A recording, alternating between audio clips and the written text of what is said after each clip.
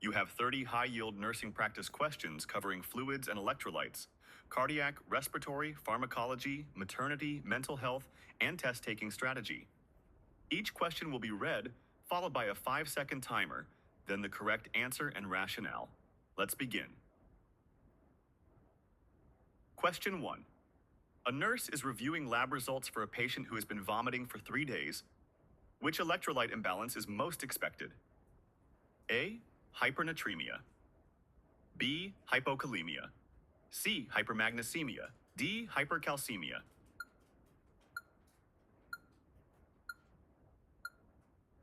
Prolonged vomiting causes loss of hydrochloric acid and potassium, leading to hypokalemia and metabolic alkalosis. Monitor potassium, replace as ordered, and assess for cardiac dysrhythmias. Hypokalemia plus digoxin is a dangerous combination. Question 2. A patient has serum calcium of 7.2 mg/dL. The nurse assesses for which positive sign of hypocalcemia. A. Kernig's sign. B. Chvostek's sign. C. Trousseau's sign. D. Both B and C. B.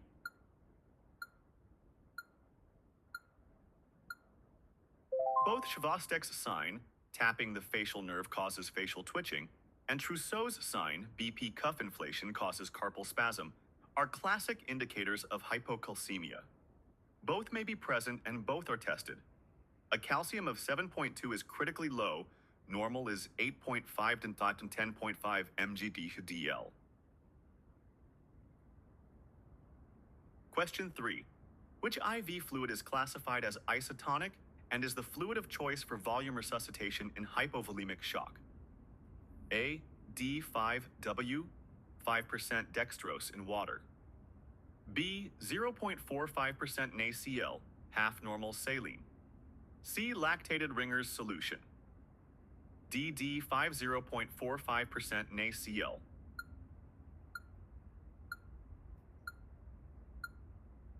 Lactated Ringer's is isotonic, 273 mOs/ml, and closely resembles plasma electrolyte composition, making it ideal for volume resuscitation. D5W is hypotonic once dextrose is metabolized. 0.45% NaCl is hypotonic. It will shift fluid out of the vascular space and worsen shock. Question 4. A patient's ABG shows pH 7.48, PaCO 232, HCO 324. The nurse interprets this as which acid-base imbalance? A. Metabolic alkalosis. B. Respiratory alkalosis. C. Respiratory acidosis. D. Metabolic acidosis.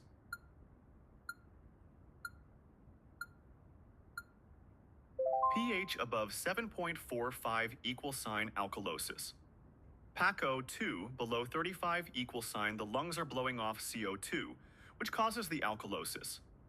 Bicarbonate is normal, ruling out a metabolic cause. This is respiratory alkalosis. Common causes include hyperventilation, anxiety, pain, and early sepsis. Question 5. A patient receiving a blood transfusion develops flank pain, fever, and dark-colored urine. The nurse's first action is to A. Slow the infusion rate and notify the provider. B. Stop the transfusion, keep the IV open with normal saline, and notify the provider. C. Administer diphenhydramine IV and continue the transfusion. D. Document findings and reassess in 30 minutes.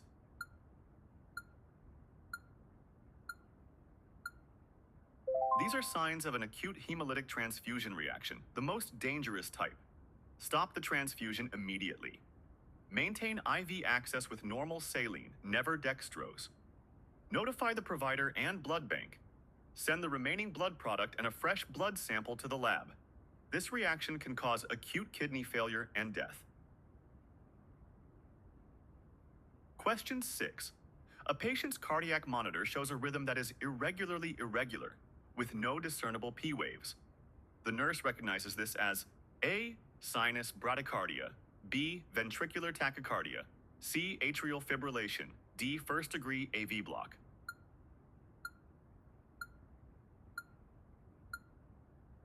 Atrial fibrillation is characterized by an irregular rhythm with no clear P waves.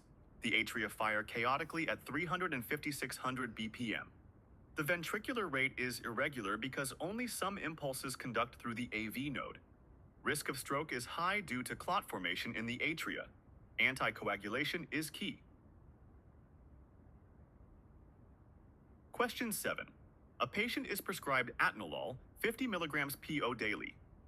Before administration, the nurse counts an apical pulse of 56 BPM. What should the nurse do? A. Administer the medication as prescribed. B. Hold the medication, document, and notify the provider. C. Administer half the dose and recheck in 1 hour. D. Ask the patient if they feel dizzy before deciding.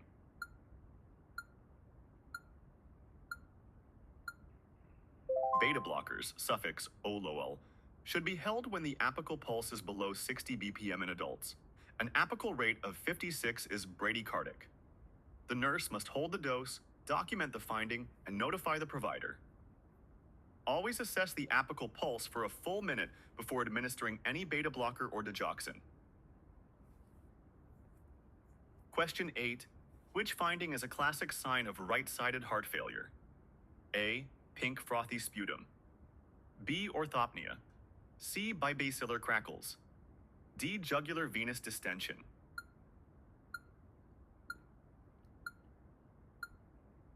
Right-sided heart failure causes backup of blood into the systemic circulation. Jugular vein distension, peripheral pitting edema, hepatomegaly, and ascites. Left-sided failure backs up into the pulmonary system. Crackles, orthopnea, pink frothy sputum. Know the difference.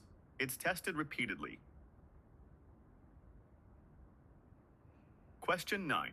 A patient with a STEMI is admitted to the emergency department.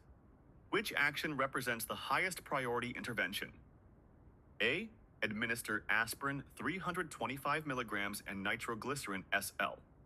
B. Prepare for emergent percutaneous coronary intervention PCI within 90 minutes. C. Obtain IV access and draw cardiac biomarkers. D. Apply supplemental oxygen regardless of SpO2.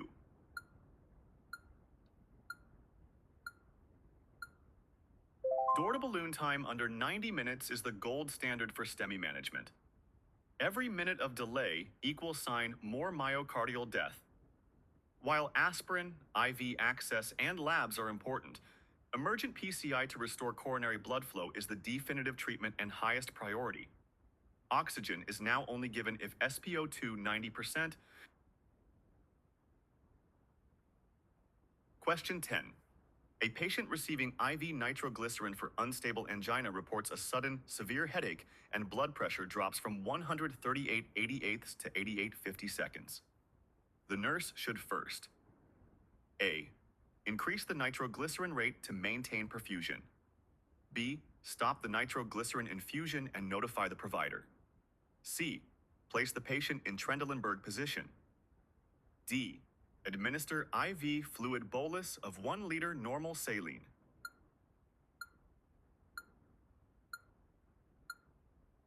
Nitroglycerin causes vasodilation and can cause severe hypotension, especially when titrated up. Stop the infusion immediately. Notify the provider.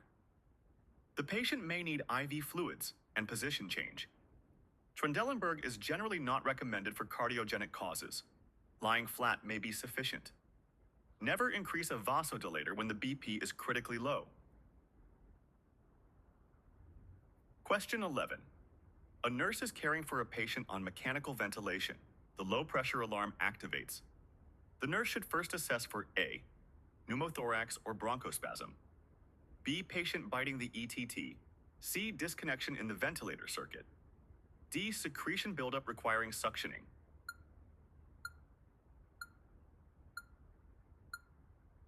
A low pressure alarm means the system is not maintaining pressure, most commonly from a circuit disconnection or leak, cuff deflation. High pressure alarms suggest obstruction, biting, secretions, bronchospasm, pneumothorax. Assess the patient first, then check all circuit connections systematically. Question 12. A patient with asthma presents to the ED with diffuse wheezing and dyspnea. Oxygen saturation is 91%. Which intervention should the nurse anticipate first? A. Chest X-ray. B. Albuterol nebulization. C. I4-methylprednisolone. D. Intubation preparation.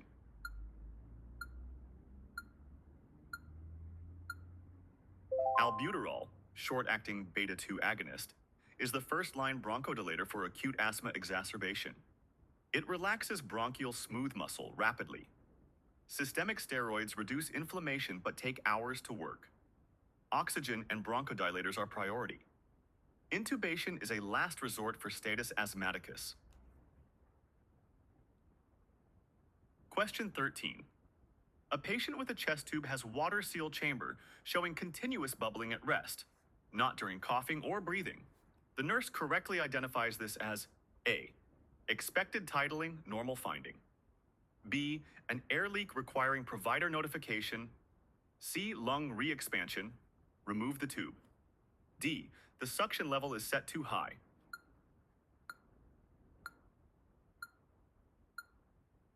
Continuous bubbling in the water-sealed chamber at rest between breaths indicates an AIR leak, either from the lung or a system connection.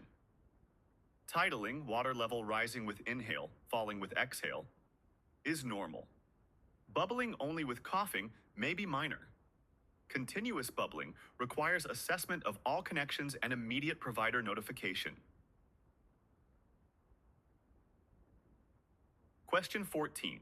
Which ABG result is consistent with compensated metabolic acidosis? A. pH 7.30, PACO 248, HCO 328. B. pH 7.36, PASIO 228, HCO 316. C. pH 7.44, PASIO 230, HCO 320. D. pH 7.50, PASIO 230, HCO 324.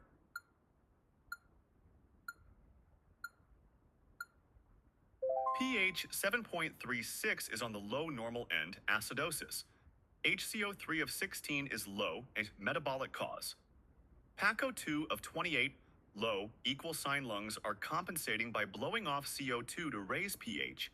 Since pH is within normal range, 7.35, 7.45, this is compensated.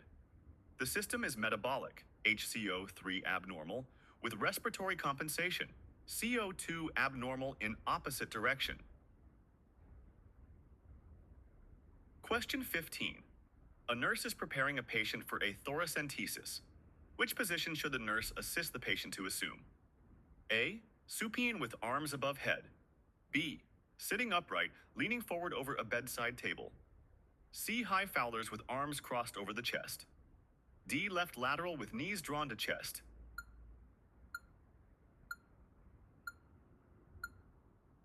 Sitting upright and leaning forward widens the intercostal spaces and brings the fluid to the most dependent position, making needle insertion easier and safer. This position also keeps the patient away from the needle entry site. Never position the patient supine. This increases the risk of pneumothorax. Question 16. A patient taking warfarin has an INR of 6.2. They are not bleeding. What is the nurse's priority action? A. Administer vitamin K IV, push immediately. B. Hold warfarin, notify provider, and monitor for bleeding. C. Administer fresh frozen plasma. D. Double the next warfarin dose to stabilize the level.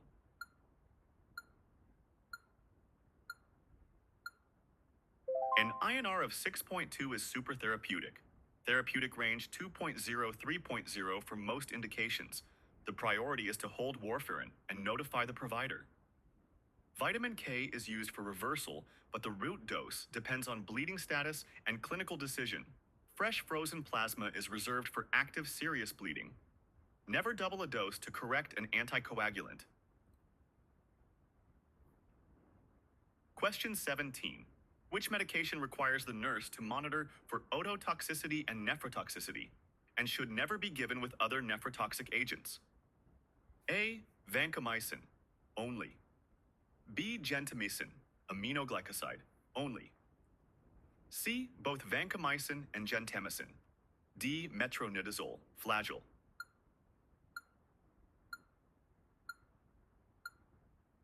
Both vancomycin, glycopeptide, and aminoglycosides, gentamicin, tobramycin, carry risk of nephrotoxicity and ototoxicity. Combined use dramatically increases risk. Monitor renal function, drug levels, trough, peak for aminoglycosides, and audiometry. Hold or dose adjust for declining kidney function. These are high alert medications. Question 18. A nurse is teaching a patient about taking oral iron supplements. Which instruction should be included? A. Take with milk to prevent GI upset. B. Take with orange juice to enhance absorption. C. Avoid all citrus while taking iron. D. Take iron and calcium supplements together for bone health.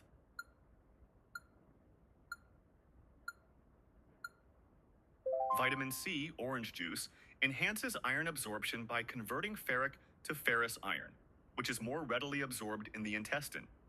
Milk, antacids, and calcium inhibit iron absorption. Take iron 1-2 hours before or after these. Also teach, stools will turn dark black. This is expected and not bleeding. Take on an empty stomach if tolerated. Question 19. A patient is receiving IV morphine for post-operative pain. Which assessment finding should prompt the nurse to withhold the next dose? A. Pain rating of 3/10. B. Respiratory rate of 8 breaths per minute. C. Heart rate of 88 BPM. D. Urine output of 40 ml/hour.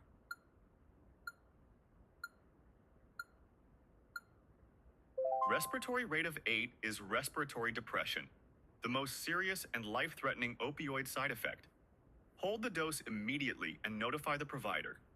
If unresponsive, administer naloxone, Narcan, per protocol. Normal respiratory rate is 12/20. Always assess respiratory rate, level of consciousness, and sedation score before giving opioids.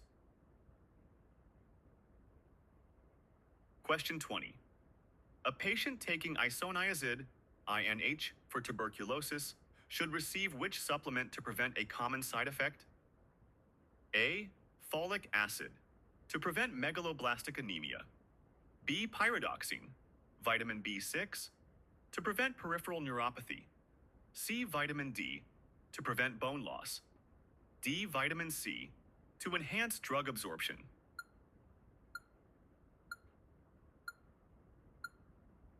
Isoniazid depletes pyridoxine, vitamin B6, causing peripheral neuropathy. All patients on INH should receive B6 supplementation, especially malnourished, pregnant, elderly, or diabetic patients. Also monitor for hepatotoxicity. Teach patients to avoid alcohol and report signs of liver problems. Jaundice, dark urine, RUQ pain. Question 21. A nurse is caring for a patient in active labor. The fetal monitor shows a deceleration that begins after the peak of a contraction and slowly returns to baseline. The nurse correctly identifies this as A. Early deceleration, normal head compression. B. Variable deceleration, cord compression. C. Late deceleration, uteroplacental insufficiency. D. Acceleration, reassuring sign.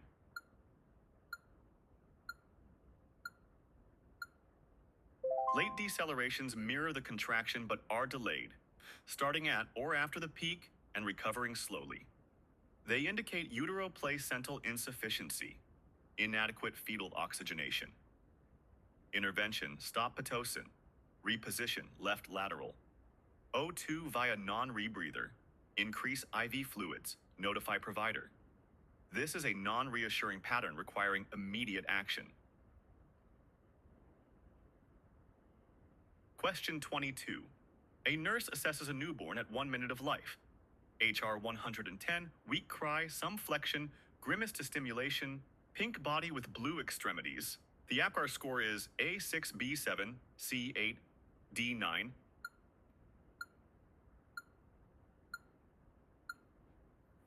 APGAR scoring. HR 100 equals sign 2. Weak cry respiratory effort equals sign 1. Some flexion muscle tone equals sign 1. Grimace reflex equals sign 1. Pink body blue extremities. Acrocyanosis equals sign 1. Total equals sign 7. Score 7. 10 equals sign normal/reassuring. Score 4. 6 equals sign moderate depression. Stimulation/blow by O2.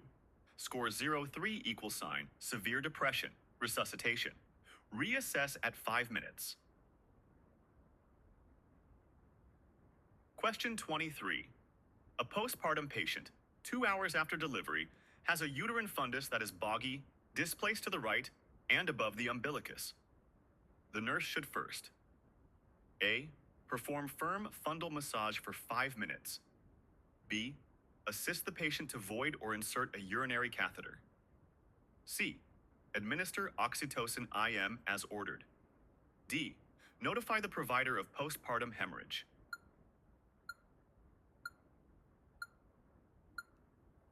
A boggy, displaced fundus almost always indicates a full bladder pushing the uterus up and to the right. This prevents uterine contraction. The first intervention is to have the patient void or catheterize if unable. Then reassess the fundus. Uterine atony and hemorrhage management, fundal massage, oxytocin are appropriate after addressing bladder distension. Question 24. A patient in the psychiatric unit tells the nurse, "I figured out the perfect way to end my life. I have my dad's gun at home." Which response is the highest priority? A. Offer empathy. "It sounds like you were in a lot of pain." B. Ask, "Have you felt this way before?" C. Ensure patient safety. Remove access to means. Notify provider. Initiate one. 1 supervision. D. Document the statement and discuss in team rounds.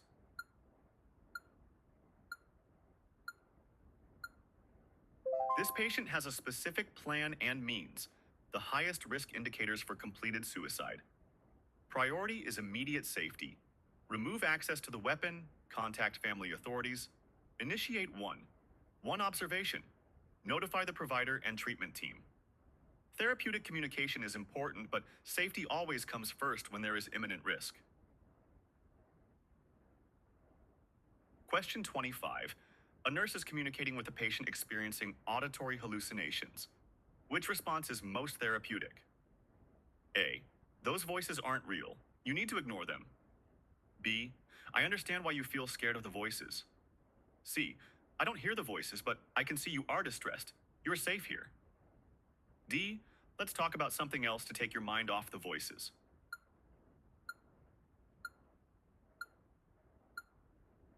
The therapeutic response acknowledges the patient's reality and feelings without reinforcing the hallucination or dismissing the experience.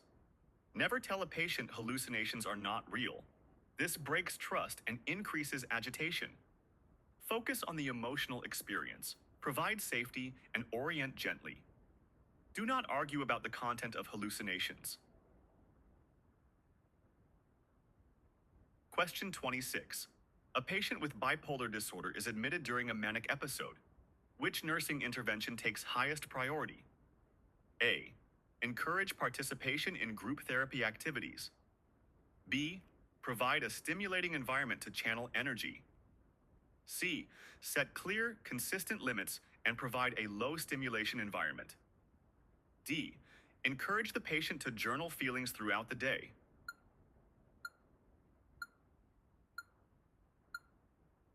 During mania, the patient has decreased inhibitions, poor judgment, and excessive stimulation seeking, which worsens the episode.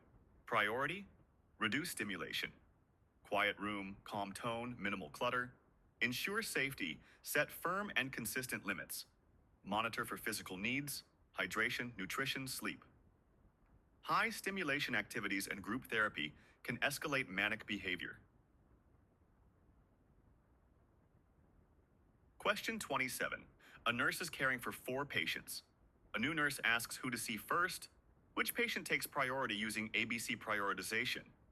A patient asking for pain medication rated 6/10 after hip replacement. B, a patient with chronic COPD whose SpO2 is at their baseline of 88%. C, a patient post-op day 1 who is a febrile with urine output of 35 ml/hour. D, a patient who just returned from surgery with a respiratory rate of 8 and is difficult to arouse.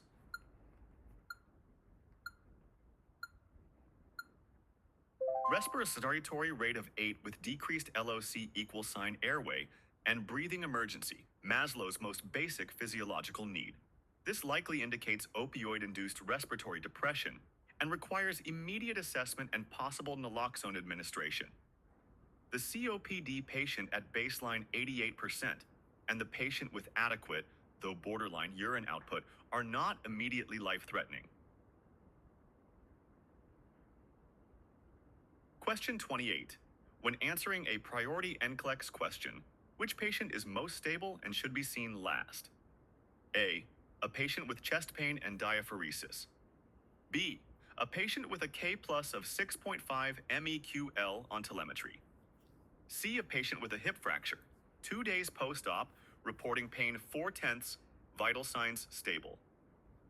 D, a patient with stridor and an oxygen sat of 90%.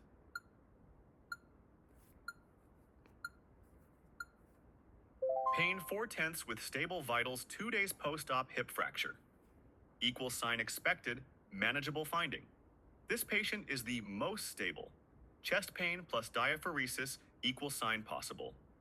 MI. K plus 6.5 equal sign, critical hyperkalemia with cardiac risk. Stridor plus SPO. 290% equal sign airway emergency.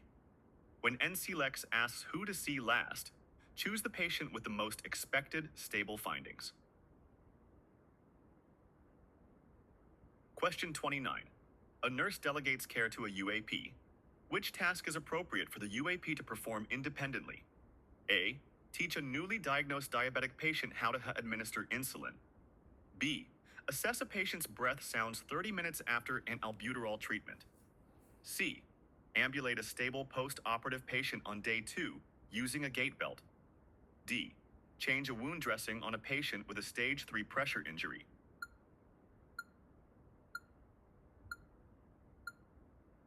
Ambulation of a stable patient is within UAP scope. It requires no clinical judgment and can be safely delegated. Teaching, assessment, and wound care all require clinical judgment and are RN responsibilities.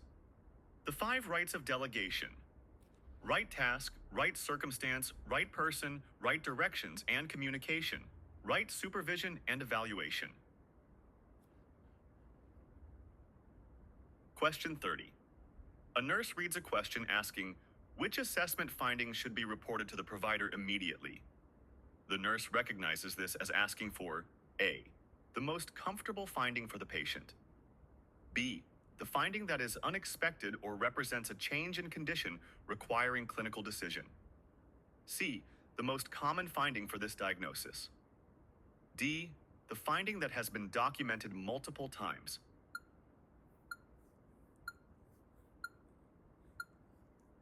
Report immediately questions test your ability to recognize when a finding is abnormal, unexpected, or life-threatening. The correct answer is always the finding outside expected parameters that requires a clinical decision, a change from baseline, a critical lab value, a new symptom suggesting deterioration. Expected routine findings that align with the diagnosis do not need immediate reporting. Amazing work completing all 30 questions. Comment below how many you got correct. Like, subscribe, and share with a friend who is preparing for their exam. At Bella Academy RN, we want you to pass. We believe in you.